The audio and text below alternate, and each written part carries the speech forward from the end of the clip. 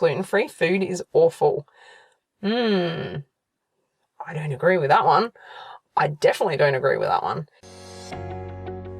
Welcome to the Healthy Celiac Show. I'm your host, Belinda Whelan from belindawhelan.com, and here you will learn to live your very best life with celiac disease. So we are going to be talking all about health-related topics because you, my friend, are more than just a woman with celiac disease. Be sure to hit that subscribe button so that you don't miss an episode, and welcome to the show. Welcome back. So we are doing another 10 myths about celiac disease. So let's jump right in. Thank you so much for your reactions to last week's show. It was so much fun. All right, so let's start with the first one. So gluten only causes temporary digestive issues. Nope. Doesn't, does it? It's not temporary. And it's not just digestive issues. So we talked about that last week in number 9, that celiac disease is just a digestive disorder. But the thing is, as we said, it's more than just a digestive disorder. But when we're talking about temporary issues, no, it's not temporary. It's not a day or two. It can linger for a couple of weeks and it can take months to feel better from when you accidentally get gluten. So definitely not a temporary digestive issue. All right, number 12, people with celiac disease just can't eat bread. Yeah, right. That'd be nice, wouldn't it? How good would it be to still eat everything else that's got gluten in it? But no.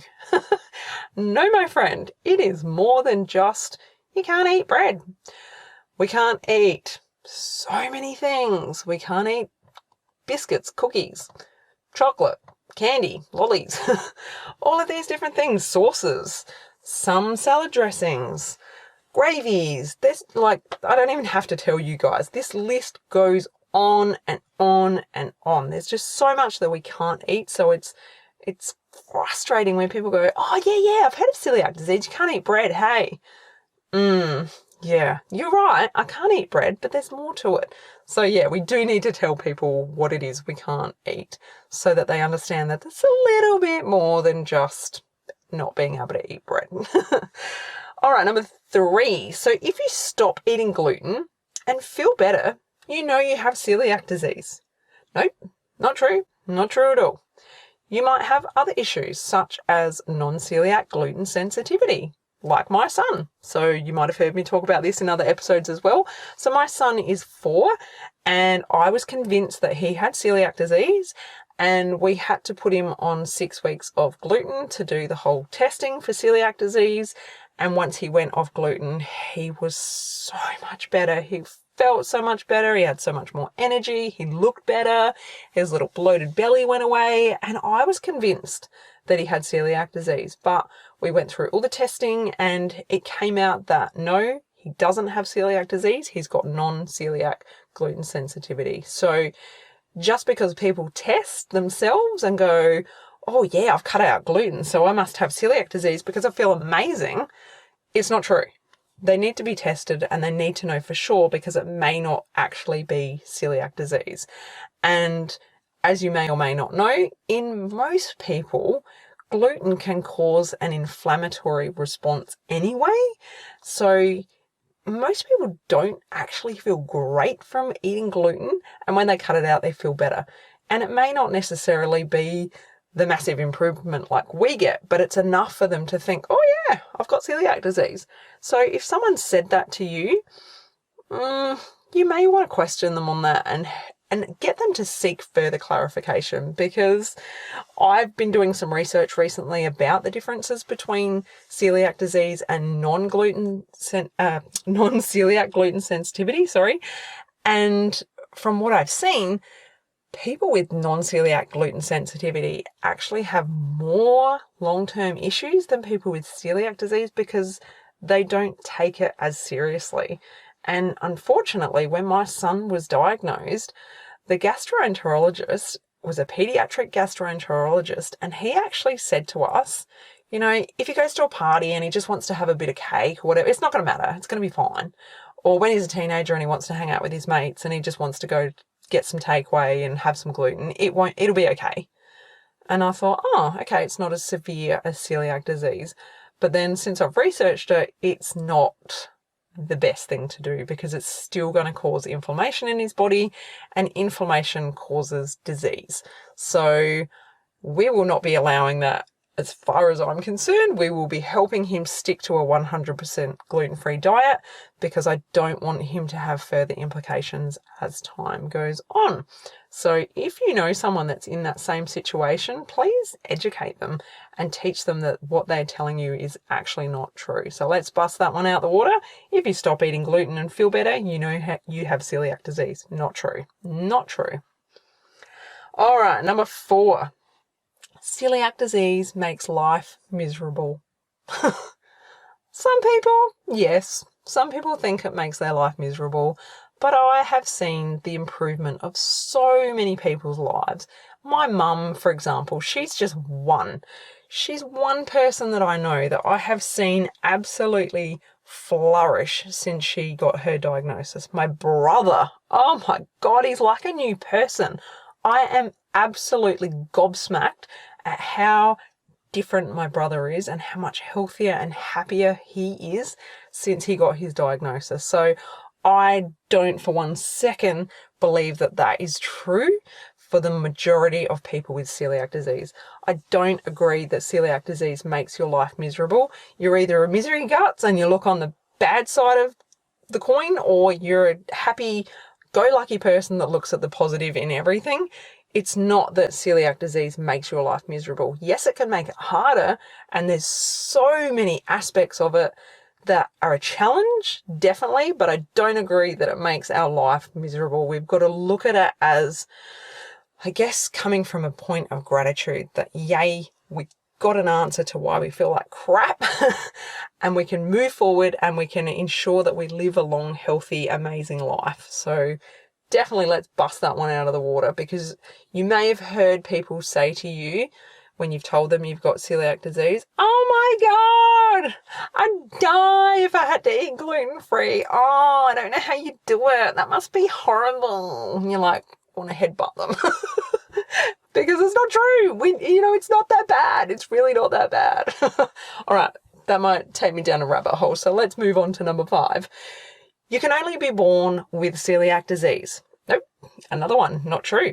Definitely not true. So you can be born with a gene, that's true, but the gene has to be triggered or switched on for you to actually have celiac disease. So my son, again, he has the gene for celiac disease, but he doesn't have celiac disease. He may get it later on in life, and we need to keep an eye on that, but at the moment, he doesn't have celiac disease. I didn't get celiac disease until I was in my late 20s, until I'd had my daughter. I got mine after childbirth. When I stopped breastfeeding my daughter is when all my symptoms started. Prior to that, I had no celiac disease symptoms whatsoever. My brother, he didn't get it until after he had pancreatitis, and I believe that the pancreatitis triggered it for him. I know of people that have dealt with losing loved ones. I know of people that have been in car accidents, people that have been through major issues in their workplace as far as stress, and it's triggered it for them. So it is not true. We are not always from day one that we have this. So it can absolutely be triggered later on in life. So that one, you can only be born with celiac disease. Another one, so not true. All right, number 6, gluten-free food is awful. I don't agree with that one. I definitely don't agree with that one, because the thing is, natural food is gluten-free, and many people are eating gluten-free food without even knowing it. So are they referring to all gluten-free food or some aspects of gluten-free food? So when I was first diagnosed, the bread was disgusting, to the point where I wouldn't even touch it. I hated it. It was awful. It was like cardboard. It was dry and hard and tiny, and it was a waste of money. Whereas the bread has improved dramatically since I was diagnosed. The sweets are through the roof amazing. Anytime I've ever been out for coffee and cake with friends or my mum, I feel like the gluten-free treats are the best. The chocolate brownies, the different slices that you can get. So I definitely don't agree with the fact that gluten-free food is awful at all. another, when people say, oh, I couldn't eat gluten-free food, that would just kill me. Well, you know, you go places and you take your gluten-free food and you share it with people, and you don't tell them that it's gluten-free, and you'll get asked for recipes, trust me, because it's happened to me time and time again, and people have no idea. So if you don't make a big deal out of it sometimes, you blow people's minds when you tell them that it's gluten-free cake or it's a gluten-free slice or whatever. And this is just a quick funny story. So I've always made the cakes for my family for birthday parties, and just this past year I've been a little bit busier and much more going on with having 3 kids. Prior to our youngest daughter being born, I was all over the everything. I was much more organized, but since she's come along, I have been a little bit more, shall I say, let's go for the easier option. And this year I bought my daughter's birthday cake rather than making it myself. And I've always made gluten-free cakes in the past so that it could be shared and I could also eat it. And every time when I've made cakes, it's always been eaten. Served it up and everyone has eaten the cake that was served to them and said how beautiful it was and thank you. And this year we bought a cake for my daughter that wasn't gluten-free and it barely got eaten. And it was probably 10 times the price of what it would cost if I'd made it myself. And I kid you not, there was a group of girls here and they barely ate the cake. And I'm like, wow, so that just proves that I can make a better cake than buying one for 10 times the price. So yeah, good to know. Lesson learned for next time. But anyway, all right, moving on to number 7. So gluten can be burned off. You might have heard this one before when you've gone out for a meal where, someone in the kitchen, maybe a chef, maybe wait staff has told you that they can cook something for you gluten-free and they're going to use the same grill or the same deep fryer or whatever. And it's fine because the gluten will be burned off. No, gluten doesn't get burned off. Gluten is still there. The actual gluten is within the crumbs or whatever's left over from someone else's gluten meal that's been prepared. So gluten can be cleaned off, but it can't be burned off. So in most cases, if something can be cleaned properly, the gluten can be removed. Often it can't be cleaned off if it's, say a wooden chopping board, let's say, with lots of cuts in it and things like that. That's very risky, but it can't be burned off. So don't believe that. If you go out for a meal and, the chef thinks he knows better than you or the wait staff knows better than you and they say, yeah, it's fine, the gluten gets burned off when we prepare your meal. You need to school them, you need to educate them and let them know that that's not actually true, or you just up and leave and you go somewhere else where you know you're going to get looked after, where they know what they're talking about. Always a good option. All right, so number 8. Celiacs can eat wheat in Europe. Have you heard this one? I hear this a lot. I hear this so much. So people with a wheat allergy, maybe they can go there and eat it. Maybe people with non-celiac gluten sensitivity can go there and have it and they don't react as badly. But people with celiac disease cannot eat wheat in Europe. It has still got gluten in it. It's still going to do damage. It's still going to cause issues within your villi and or should I say within your small intestine on your villi. So not true. Let's just rule that out. I mean, no one's traveling at the moment and going to Europe, I understand. But if you one day in the future go to Europe thinking that you can eat over there normal wheat, please don't do that, because not true, and that is dangerous that rumor goes around. And as far as I've heard, places like Italy have amazing gluten-free options. So if you're scared to travel, don't be. There's so many ways of you learning how to get out there and live and travel that it doesn't have to involve risking your safety and your health and eating gluten. So let's move on to number 9. Celiac disease, you only need to avoid wheat. No, not true. You already know this. I don't even need to really explain this one to you, because gluten is in more than just wheat. And we know that. We have been taught this and we discuss it here on this show all the time. and it's more than just wheat. And it goes back to when we talked about that you only have to eat, you only have to cut out the bread. Well, that's not true, because you have to cut out more than the wheat. We have to cut out the oats, the barley, the rye. If you're in America, your situation with oats is different, but please go back and listen to my episode about oats where I explained that deeply. But it's more than just cutting out the wheat. So that's all I need to say about that. That one's super easy. All right. And the last one, number 10 or 20, if you want to add it on to last week's show. If you take a digestive aid, you can eat gluten. Nope. A digestive aid can help cut the gluten and can help you digest it easier.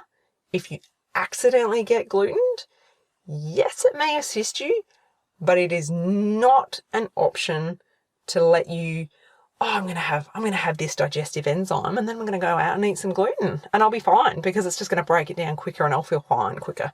No, that's not true. So if you've ever read an article or heard anyone say that they have celiac disease and they just take a digestive aid to feel better and they go out and they eat gluten, don't copy them. They're idiots. They really shouldn't be doing that. It's dangerous. It's silly.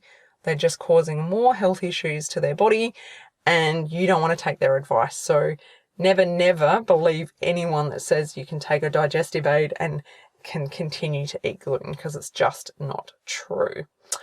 All right, so that's rounding up our 20 of the top myths about celiac disease. I really hope you enjoyed these and got a little bit of a giggle out of my mispronunciations. I got a little bit stumbled for words tonight. But yeah, thanks so much for tuning in, and be sure to jump on my email list. If you haven't already, you can head on over to belindawhelan.com and you can grab my free ebook, which is 11 Mistakes People Make Living Gluten-Free, and you'll get my weekly newsletter after that. So thanks so much for tuning in, guys, and I'll talk to you soon. Take care. Bye. If you enjoyed this episode, head to belindawhelan.com to get yourself a free copy of my exclusive ebook, 11 Mistakes People Make Going Gluten-Free Living with Celiac Disease.